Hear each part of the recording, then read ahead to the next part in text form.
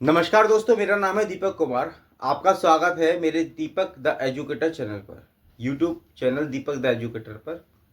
दोस्तों, आज हम शुरू करने वाले हैं प्रॉफिट एंड लॉस। दोस्तों, ये एसएससी या किसी भी एग्ज़ाम, कंपटीशन एग्ज़ाम के लिए बहुत ही ज़्यादा इम्पोर्टेंट चैप्टर है। इसलिए मैं आपको ये बहुत जीरो से पढ़ाऊँगा और बहुत हाई लेवल तक जाऊँगा। आपको हो सकता है शुरू की क्लास बहुत बच्चों वाली लगे, ऐसा लगे कि हम चौथी क्लास या पाँचवीं क्लास पढ़ रहे हैं, लेकिन भरोसा मानना, मैं इस चैप्टर को इतना अच्छा पढ़ाऊंगा कि आप बड़े से बड़ा क्वेश्चन आसानी से क्रैक कर सकते हैं। आइए दोस्तों, समझते हैं प्रॉफिट एंड लॉस होता क्या चीज़ है।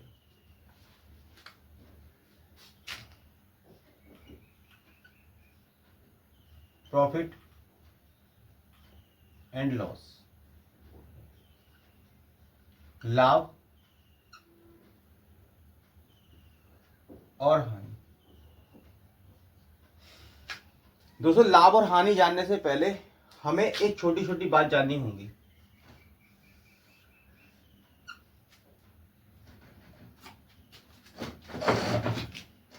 दोस्तों, एक होता है क्रय मूल्य।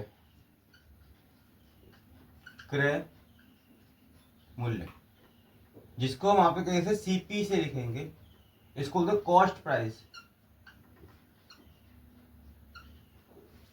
कॉस्ट प्राइस होता है क्या चाहिए दोस्तों, जैसे मैंने मार्कर खरीदा 5 रुपए का, 10 रुपए की इसकी पैकिंग खरीदी, 15 का हुआ। उसके बाद 2 रुपए मेरे इसके लेबर पर लगे और 3 रुपए मुझे भाड़ा लाने जाने में लगा। टोटल हुआ 18 रुपए। अब ये 18 रुपए का मेरे लिए कॉस्ट प्राइस हो गया।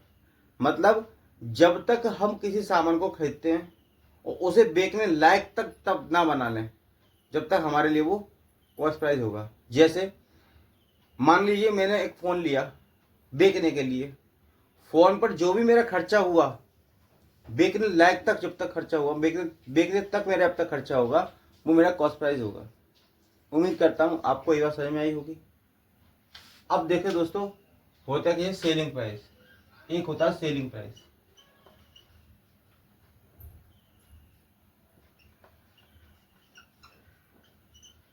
इसको हम दोस्तों एसपी से लिखेंगे आगे से। इसको बोलते हैं विक्रय मूल्य।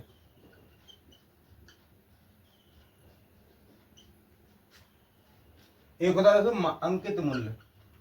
अंकित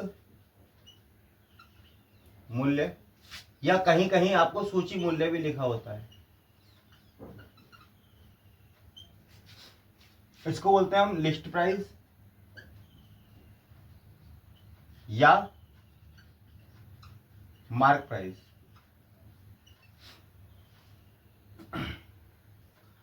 दोस्तों, जैसे मैंने 300 रुपए की कोई चीज खरीदी और सेल कर दी मैंने 500 रुपए की, तो मेरा प्रॉफिट ये होगा, वो 200 रुपए का होगा। मतलब दोस्तों, अगर मैं एसपी में से सीपी को माइनस कर दूं तो प्रॉफिट आता है।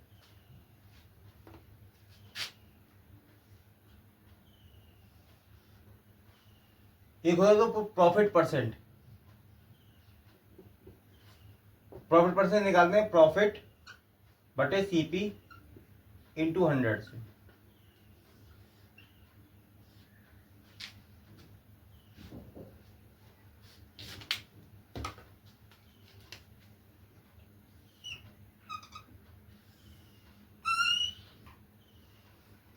एक होता है दोस्तों मेरा, जैसे मैंने सीपी 300 रुपए की कोई चीज ली, सेल मैंने 100 रुपए की कर दी, तो मुझे लॉस हुआ 200 रुपए का। मतलब अगर मैं सीपी से एसपी माइनस कर दूं तो लॉस आता है। दोस्तों, लॉस परसेंट निकालने के लिए हम क्या करते हैं, लॉस बटे सीपी इंटू 100 कर देते हैं।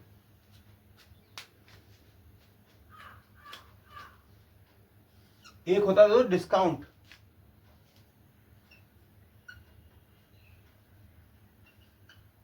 इसको छूट बोलते हैं, छूट।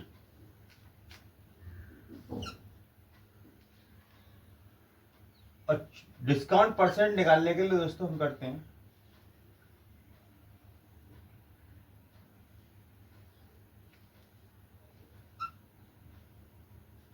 डिस्काउंट बटे मार्क प्राइस इंटू 100। उम्मीद करता हूं दोस्तों इतनी बात आपको समझ में आई होगी। अब दोस्तों हम चलते हैं क्वेश्चनों की तरफ कि क्वेश्चन आते कैसे हैं, होते कैसे हैं।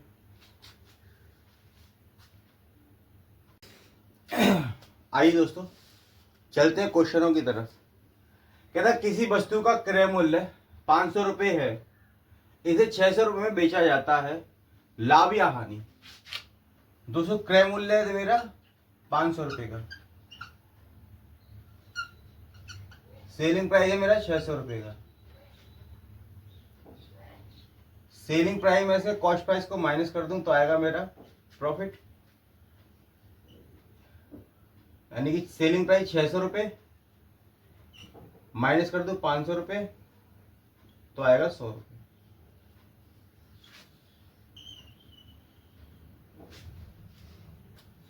उम्मीद करता हूं दोस्तों इतनी बात आपको समझ में आई होगी।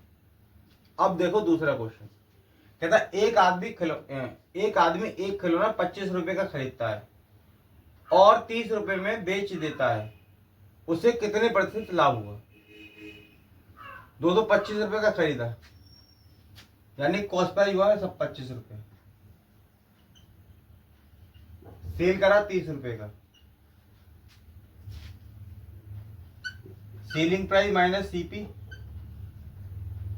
तो सेलिंग प्राइस है 30 रुपए, 25 का खरीदा, 5 का प्रॉफिट, वो 5 रुपए का प्रॉफिट। ठीक है दोस्तों, अब प्रॉफिट परसेंटेज निकालना है, तो 5 का प्रॉफिट किस पर दोस्तों, सीपी पर, गुणा में 20,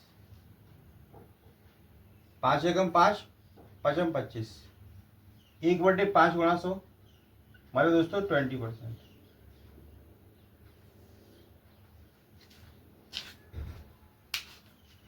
उम्मीद करता हूं इतनी बात आपको समझ में आई होगी। दोस्तों चलते हैं अगले क्वेश्चनों की तरफ। आइए दोस्तों सवाल देखते हैं। कहता है एक व्यक्ति एक पुरानी साइकिल 1200 रुपये में खरीदता है और 200 रुपये उसकी मरम्मत में खर्च करता है, वह साइकिल को 1680 में बेच देता है, तो उसका प्रतिशत लाभ ज्ञात कीजिए। देखो दोस्तों उसने पुरानी साइकिल खरीदी 200 रुपये की, 1200 रुपये की,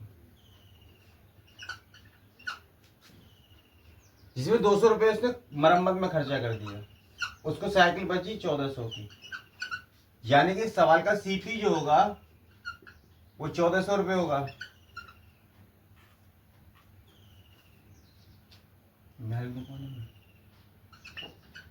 1200 और 200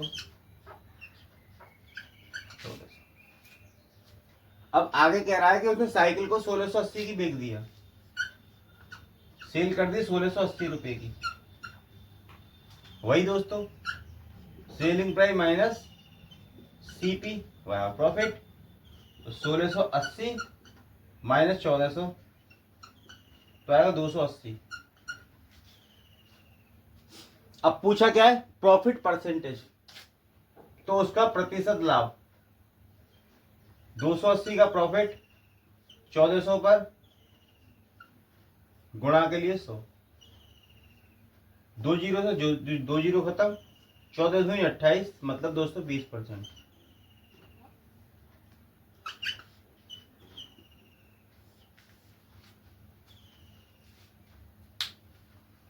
उम्मीद करता हूं दोस्तों आपको यह सवाल भी समझ में आया होगा।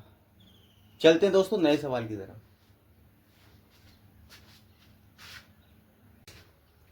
आइए दोस्तों चलते हैं नए सवाल की तरफ। कहता है एक व्यक्ति 12 संतरे 12 रुपए के खरीदता है और उन्हें 1 रुपये 25 पैसे की दर पर बेच देता है, उसका प्रतिशत लाभ ज्ञात कीजिए।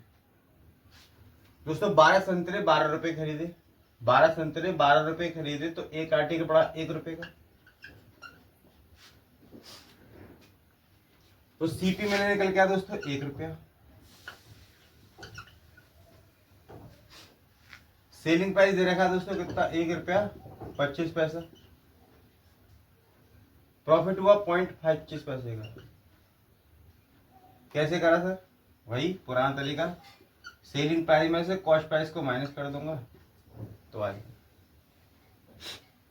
अब दोस्तों पूछा प्रॉफिट परसेंटेज, तो प्रॉफिट परसेंटेज कैसे निकालते हैं? प्रॉफिट बटे सीपी, सीपी 1 गुणा में 100, तो दोस्तों है 25%।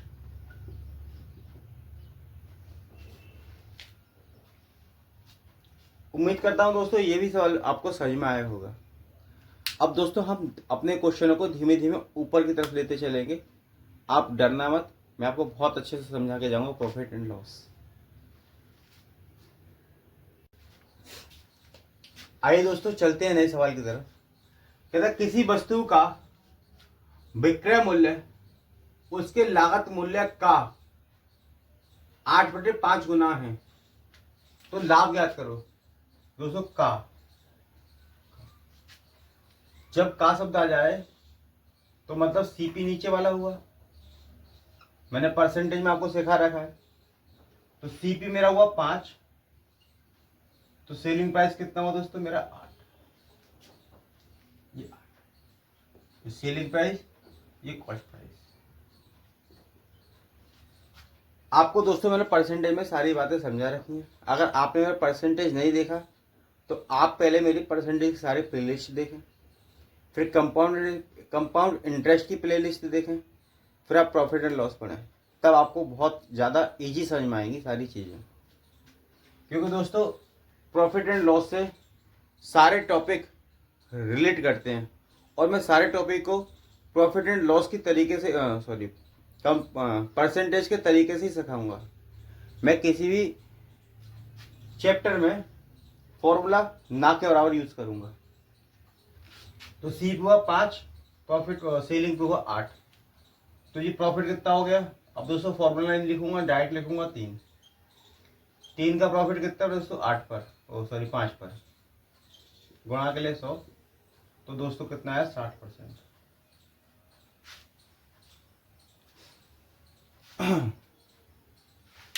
उम्मीद करता हूं दोस्तों इतनी बात आपको समझ में आई होगी।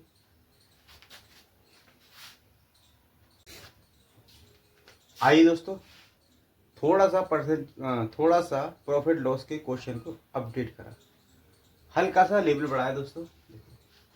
कहता एक वस्तु को 630 रुपए में बेचने पर 12.5% का लाभ होता है, तो वस्तु का क्रय मूल्य क्या होगा? दोस्तों देखो मेरे पास क्या क्या होता है,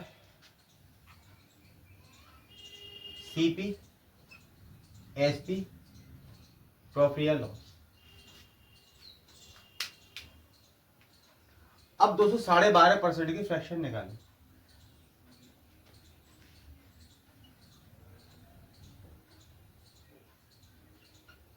दोस्तों 1/8,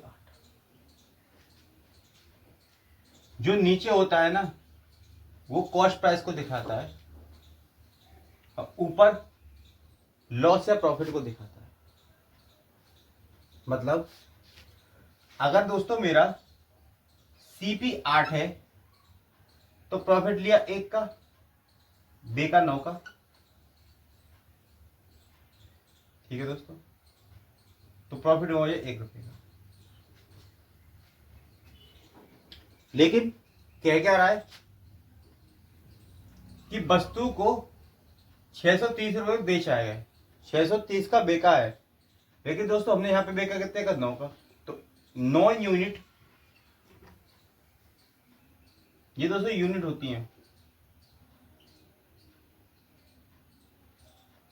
ये भी यूनिट होती है। तो दोस्तों 9 यूनिट रिप्रेजेंट करा दोस्तों 630 को। एक यूनिट की वैल्यू निकालो तो 630/9, 9 7 63 70। पूछा मुझसे तो सीपी, तो सीपी दे रखा मेरा 8 यूनिट। अब 8 यूनिट की गुणा करूंगा मैं 70 से, तो 7 8 56, मतलब दोस्तों 560।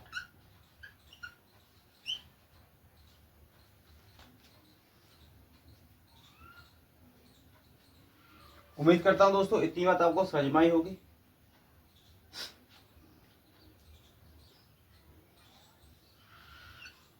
तो इसमें 70 रुपए का प्रॉफिट हुआ होगा। चलते हैं दोस्तों नए क्वेश्चनों की तरफ। आइए दोस्तों चलते हैं नए सवाल की तरफ।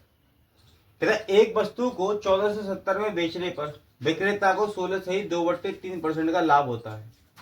वस्तु का क्रय मूल्य ज्ञात कीजिए। सीपी, एसपी, लॉस या प्रॉफिट। 16 से 2/3% की फ्रैक्शन वैल्यू कितनी होती है दोस्तों? 1/6। नीचे वाला हमेशा सीपी को दिखाता है, ऊपर वाला प्रॉफिट या लॉस को। मतलब दोस्तों 6 रुपए की चीज मैंने खरीदी तो बेची 7 की,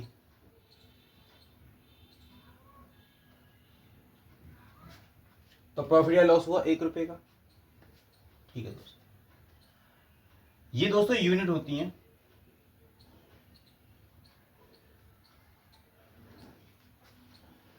तो 7 यूनिट रिप्रेजेंट करा 1470 को। 1 यूनिट की वैल्यू दोस्तों निकालो तो आएगी कितनी? 1470/7। 7 दूनी 14, 7 दूनी 70, 210। ये दोस्तों 1 यूनिट की वैल्यू निकली मेरी। अब क्या करें दोस्तों? पूछा सीपी, तो 6 इंटू 210 बराबर 6 एकम 6, 6 दूनी 12, तो 1260। और दोस्तों आपसे प्रॉफिट पूछता था, प्रॉफिट दे रखा 1 यूनिट, गुणा करते 210 से, तो आएगा 210। आप चेक कर सकते हो दोस्तों, देखो सीपी मेरा निकला कितना? 1260। सेलिंग कितना करा मैंने? 1460, 70 सॉरी। 0 7 में से गया तो 1, 4 में से 2 गया तो 2, और 210 जी प्रॉफिट। उम्मीद करता हूं दोस्तों आपको इतनी बात समझ में आई होंगी। अब मैं चलता हूं आपको नए क्वेश्चनों की तरफ लेकर।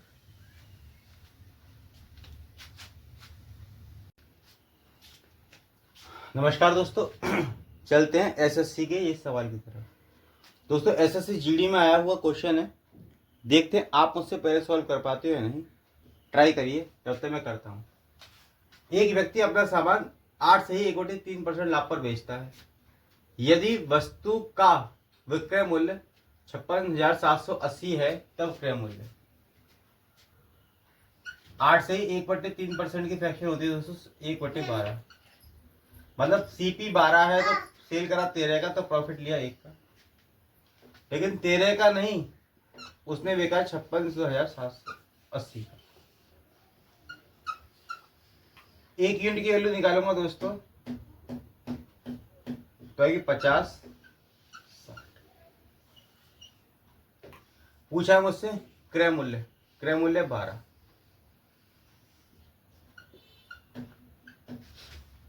लास्ट में 0 आना चाहिए। देखो इसमें 0 है, इसमें 0 है, इसमें 0। मुझे पता चल गई कि सारे ऑप्शन में 0 है। उसके बाद 12 6 72।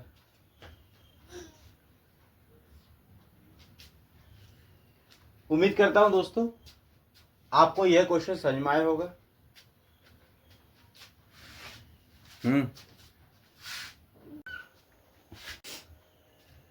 आइए दोस्तों चलते हैं एसएससी सीएचएस 2019 के क्वेश्चन की तरफ। दोस्तों आप देखना क्या आप मुझसे पहले कर पाते हो, ट्राई करके देखना, अब तो मैं आपको समझाता हूँ। किसी वस्तु पर लाभ 120% है, यदि क्रय मूल्य 10% बढ़ जाता है और विक्रय मूल्य वही रहता है तो नया लाभ मार्जिन क्या होगा? 120% का कह रहा है प्रतिशत लाभ, ठीक है। तो इसकी फ्रैक्शन हुई 6/5, यानी सीपी मेरा 5 है तो एसपी होगा 11। कह रहा है क्रय मूल्य 10% बढ़ा दो। दोस्तों 5 का 10% निकालने में थोड़ा सा मुझे टाइम लग जाएगा, इसलिए मैं यहाँ पे 100 से गुणा कर रहा हूँ, यहाँ पे भी 100 से गुणा कर देता हूँ।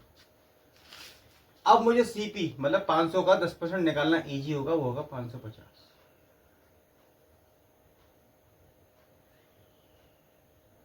ठीक है जी।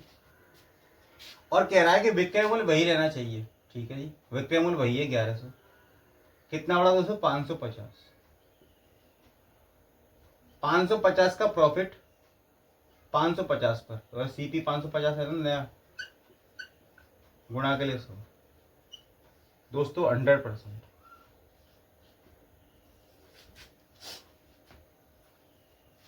उम्मीद करता हूं दोस्तों यह क्वेश्चन आपको समझ में आया होगा।